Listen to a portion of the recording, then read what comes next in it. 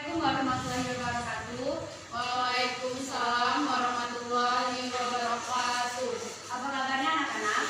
Baik, Bu.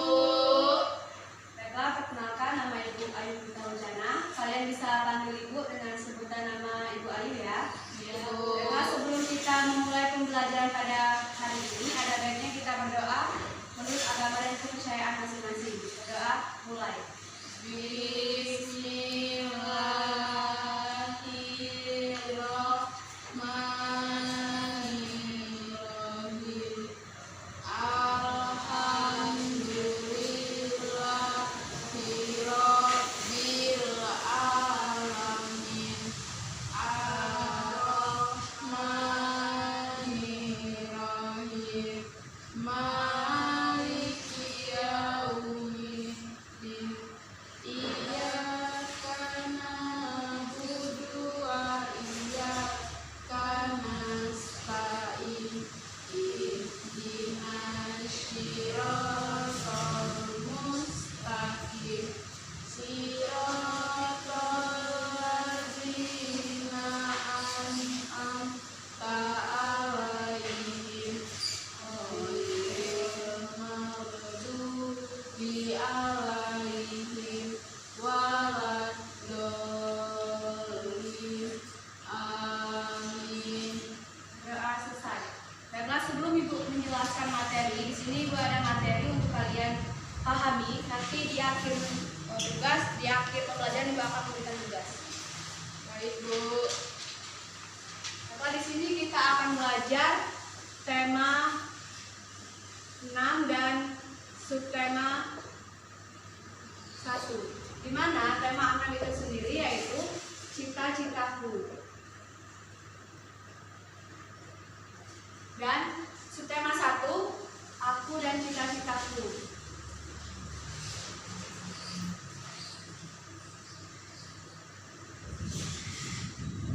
Pada mata pelajaran IPS. Langsung saja, di sini kita akan belajar tentang sumber daya alam.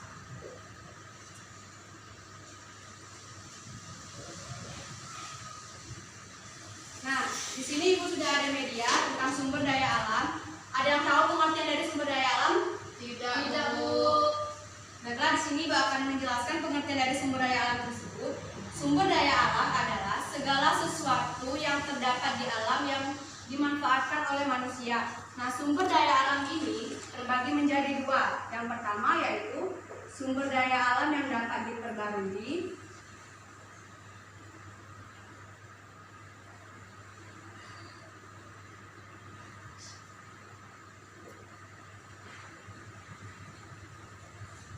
Dan yang kedua, sumber daya alam yang tidak dapat diperbarui.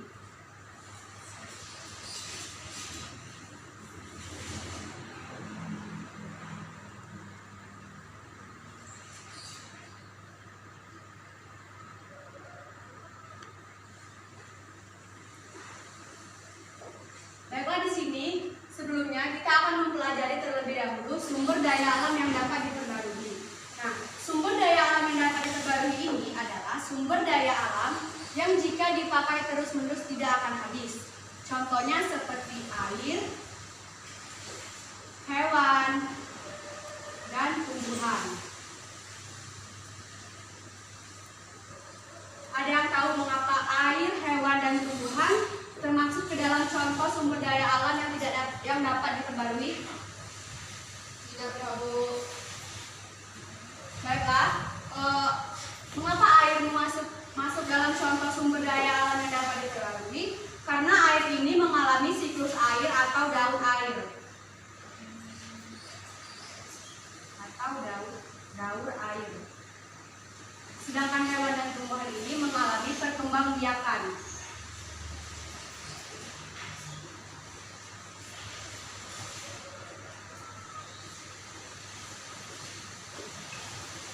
Selanjutnya yaitu di sini ada manfaat sumber daya alam yang dapat diperbarui.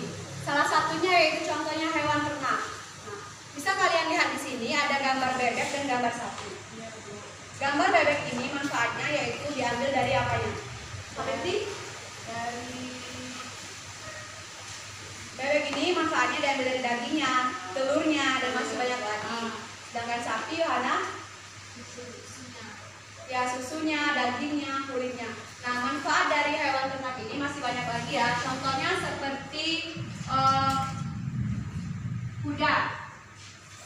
Kuda dimanfaatkan untuk misalnya seperti delman, Ya. itu memanfaatkan kuda ya.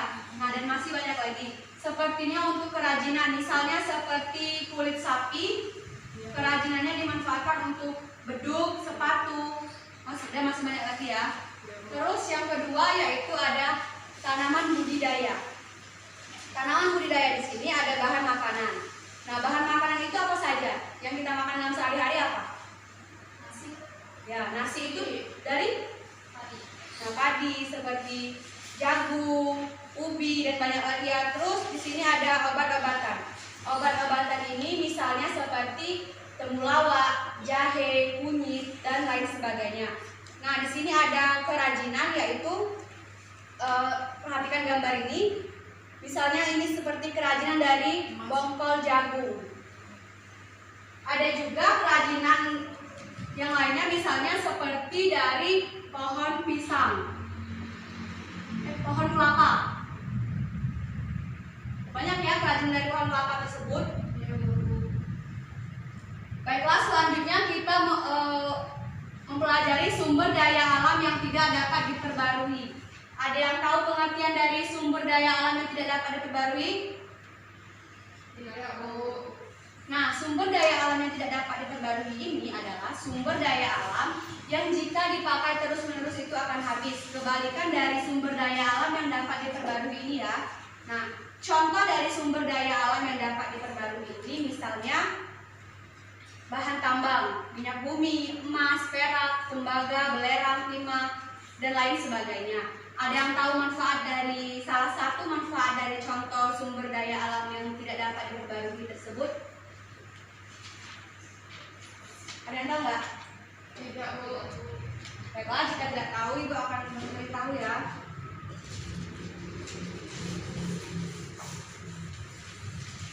Contohnya yaitu salah satunya minyak bumi.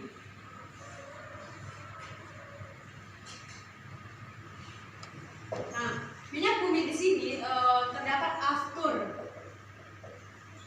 Aftur ini bahan bakar untuk pesawat terbang.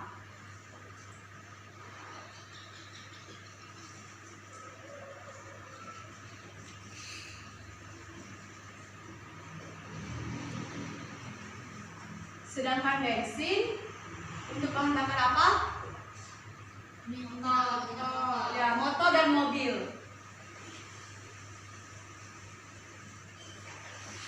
Dicatat ya, nanti di akhir pembelajaran itu akan memberikan soal. Baik, Bu. Yang kedua misalnya biji besi. Nah, biji besi ini dimanfaatkan untuk bahan pembuatan peralatan rumah tangga.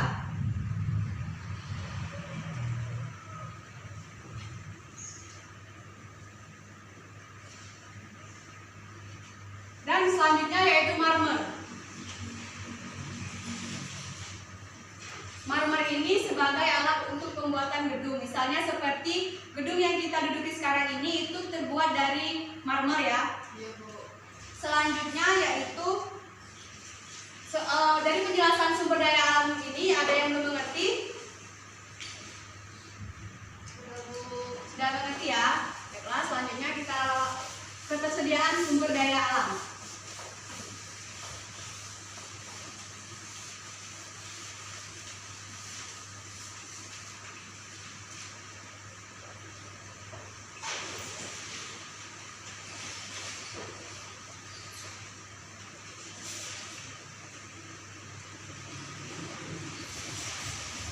Nah, ketersediaan sumber daya alam ini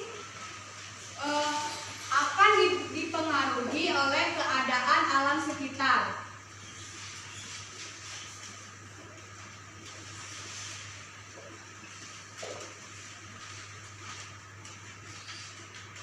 Dan di mana keadaan alam sekitar ini sesuai dengan kondisi geografis tempat tinggal. Misalnya pantai dan dataran tinggi tentu saja berbeda kan? Selanjutnya yaitu perbedaan ini akan mempengaruhi kegiatan ekonomi pada mata pencarian penduduk.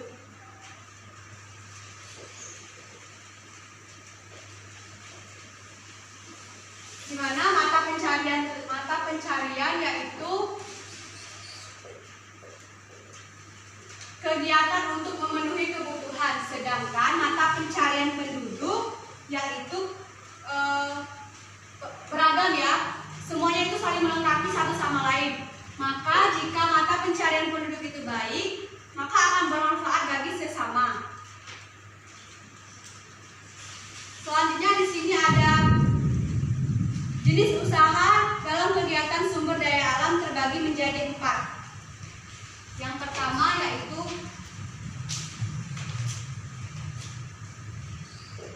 usaha agraris. Yang kedua, usaha ekstraaktif.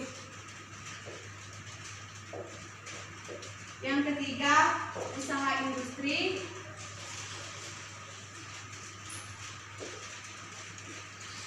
Dan yang terakhir, usaha jasa. Salah satu di antara kalian ada yang tahu pengertian dari 4 usaha ini? Tidak, Bu. Baiklah, Ibu akan menjelaskan ya, disimak ya. Usaha agraris ini adalah usaha yang kegiatannya dengan memanfaatkan bantuan alam atau segala kegiatan yang berkaitan dengan alam. Sedangkan usaha ekstraaktif ini lebih mengelola produk yang dihasilkan alam. Usaha ini memanfaatkan potensi alam, sumber daya alam untuk mencari keuntungan. Dan usaha industri ini yaitu usaha yang kegiatannya pengelolaan bahan mentah menjadi bahan siap pakai demi mendapatkan keuntungan. Sedangkan usaha jasa yaitu usaha yang di bidang bisnis, misalnya jasa transportasi, seperti itu ya. Selanjutnya yaitu, nah tadi kan sudah Ibu jelaskan, aktivitas penduduk di suatu daerah itu dipengaruhi oleh keadaan alam sekitar. Nah, keadaan alam sekitar ini akan mempengaruhi kegiatan ekonomi. Nah, di sini ada 4 keadaan alam sekitar, misalnya pegunungan, dataran tinggi, dataran rendah, dan juga pantai. Ada yang tahu mata pencarian penduduk di daerah pegunungan? Gimana? Ya, di pegunungan itu yang pertama itu misalnya sektor pertanian. Di pegunungan itu banyak sektor pertanian, misalnya pertanian sayur-sayuran. Yang kedua yaitu dataran tinggi. Dataran tinggi ini sama saja seperti pegunungan ya. Mata pencarian penduduk itu banyak di sektor pertanian. Selanjutnya dataran rendah. Nah, seperti kita ini dataran rendah banyak sekali seperti persawahan. Terus perdagangan dan bentuk pertanian lain. Tetapi lebih banyak lagi seperti sektor transportasi dan lain sebagainya. Selanjutnya yaitu pantai. Ada yang tahu mata pencarian penduduk pantai itu apa? Nelayan, Bu. Ya, salah satunya yaitu nelayan. Karena di pantai ini ramai, pastikan orang pantai itu banyak mengambil keuntungan dari jasa wisata pantai tersebut. Baiklah, dari materi yang Ibu sampaikan, apakah ada yang kurang jelas? Jika tidak ada, RKS yang Ibu berikan tadi kalian kerjakan di rumah. Ibu akan memberikan kesimpulan kita pada pembelajaran hari ini, yaitu tentang sumber daya alam. Nah, sumber daya alam ini terbagi menjadi 2. Yang pertama, sumber daya alam yang dapat diperbarui dan sumber daya alam yang tidak dapat diperbarui. Sumber daya alam yang dapat diperbarui adalah sumber daya alam